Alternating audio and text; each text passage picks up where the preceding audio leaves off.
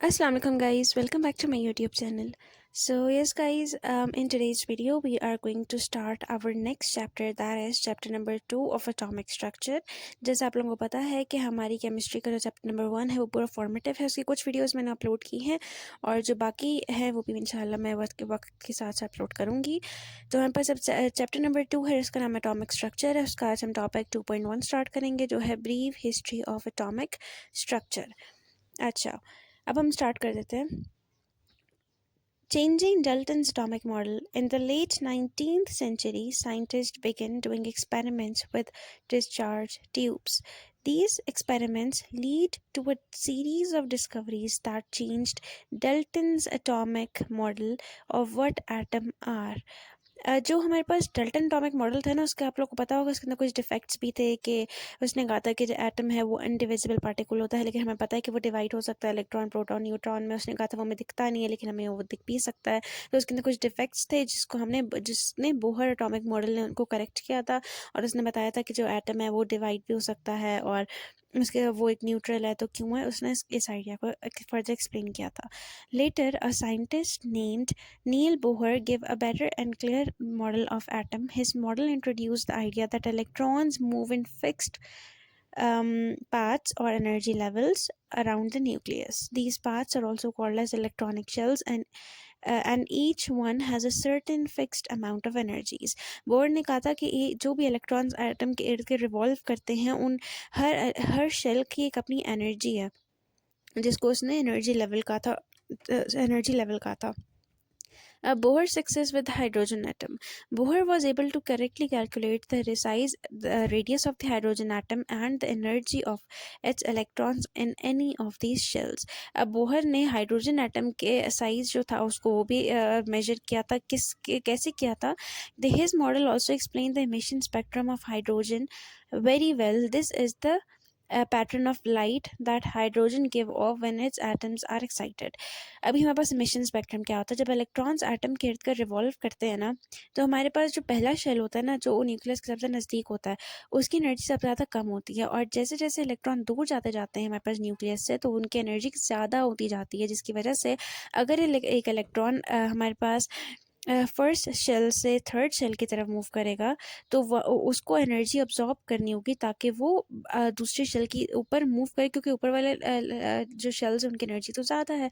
इसी तरह अगर इलेक्ट्रॉन हमारे पास ऊपर वाले किसी भी शेल से, फॉर एग्जांपल थर्ड शेल से फर्स्ट शेल के अंदर आएगा, तो वो एनर्जी अपनी इमिट कर देगा। वो जो एनर्जी इमिट करेगा, क्योंकि नीचे वाले शेल की एनर्जी तो कम है, वो जो एनर्जी इमिट करता है वो हमारे पास एक इमिशन स्पेक्ट्रम बनाती है, जिसके थ्रू हम ये पता कर सकते हैं कि उसने कितनी एनर्जी एब्जॉर्ब की, कितनी इमिट की, जिसके थ्रू हमें पता चलता है कि एक एटम के अंदर कितने शेल्स हैं। और उससे ये देखिए नीचे हमारे पास 3 किस्म के स्पेक्ट्रम होते हैं। कॉन्टिन्यूस एमिशन और एब्जॉर्प्शन स्पेक्ट्रम होते हैं। इन स्पेक्ट्रम के थ्रू हम अब आइडेंटिफाई कर सकते हैं कि कितने शेल्स हैं हमारे पास एटम के अंदर। However when scientist later invented high resolution spectrometers, instruments that measure light very correctly, they noticed something new. The spectrum of hydrogen was not made of single lines but fine lines that were split. These lines become even more split when electric or magnetic fields were applied. मतलब कि जब high resolution spectrometers बने थे ताकि वो light को और अच्छे से आइडेंटिफाई कर सके, तो उनको क्या पता चला कि हमारे पास जो लाइट है वो हमारे पास अगर एक बड़ी लाइन है ना, तो वो फर्दर फाइन लाइंस में स्प्लिट होती है। इसका क्या मतलब हुआ? उनके अकॉर्डिंग तो यही था कि भाई इलेक्ट्रॉन में शेल्स प्रेजेंट होते हैं, तो वो शेल्स तो सीधी सीधी लाइन आनी चाहिए कि इसमें हर शेल से कितनी लाइट इमिट होती है, लेकिन ऐसा नहीं था। उसने बोला कि हर जो बड़ी लाइन हमें स्पेक्ट्रम के थ्रू मिलती है वो बड़ी line further fine small lines में डिवाइड हो जाती है। अब इसका क्या मतलब हुआ? अब हमें आज आके ये बात पता चली है कि वो जो फाइन लाइंस हैं वो हमें सब शेल्स के बारे में बताती है कि each shell has further sub shells that are, आप लोगों को पता होगा SBDF, ये हमारे पास 4 सब शेल्स होते हैं। ये इनके बारे में पता चला था। फिर हमारे पास आता है स्टार्क और Zeeman's effect. This splitting in an electric field is called as Stark's effect and in magnetic field it is called as Zeeman's effect. इसके एमसीक्यू बहुत आता है, याद रखना। स्टार्स इफेक्ट हमें इलेक्ट्रिक फील्ड बताती है और जीमन्स इफेक्ट हमें मैग्नेटिक फील्ड बताती है। Bohr's model could not explain these effects. Because of this, scientists realized that the structure of the atoms was more complicated than Bohr had shown. इससे हमें ये पता चला था कि जो बोहर ने आइडिया दिया वो समहाउ करेक्ट था, लेकिन जो असल एटम स्ट्रक्चर है एटम का वो और ज़्यादा कॉम्प्लिकेटेड है। अब हमारे पास जो स्पेक्ट्रम्स ऑब्टेन होते हैं हमेशा तीन किस्म के होते हैं। कॉन्टिन्यूस में जो लाइंस होती हैं, जो कलर होते हैं वो बस सिंपली हमें शो हो रहे होते हैं। इमिशन स्पेक्ट्रम में पूरा स्पेक्ट्रम ब्लैक होता है, कहीं कहीं जगह पे हमें सिर्फ कलर्स दिख रहे होते हैं। और एब्जॉर्प्शन स्पेक्ट्रम में कॉन्टिन्यूस स्पेक्ट्रम ही होता है, लेकिन कहीं कहीं हमारे पास ब्लैक लाइन्स शो करती हैं। लाइन्स क्या शो करती हैं? ये लाइंस हमें शो करती है एनर्जी की किस पॉइंट में एक इलेक्ट्रॉन ने जंप किया है और एनर्जी इमिट या एब्जॉर्ब किया है। अब हमारे पास अगला है, हमारे पास हाइसेनबर्ग्स contribution to subshells and orbitals. अब हमारे पास जो Heisenberg, he was also a scientist, he also contributed and he told about subshells and orbitals के एटम्स के अंदर सबशेल्स होते हैं तो कितने होते हैं। ये जो मैंने फाइन लाइंस आप लोगों को जिस तरह दिखाई थी यहाँ पे, ये फाइन लाइंस हमें सबशेल्स शो करती है। तो ये इसका कॉन्सेप्ट हमें फर्दर हाइसेनबर्ग ने दिया था। अच्छा, लेटर अनदर साइंटिस्ट जिसका नाम था Heisenberg, he came up with an uncertainty principle. This principle lead to the idea that each electron shell has smaller parts called as subshells and the orbitals, making the atomic model even more detailed.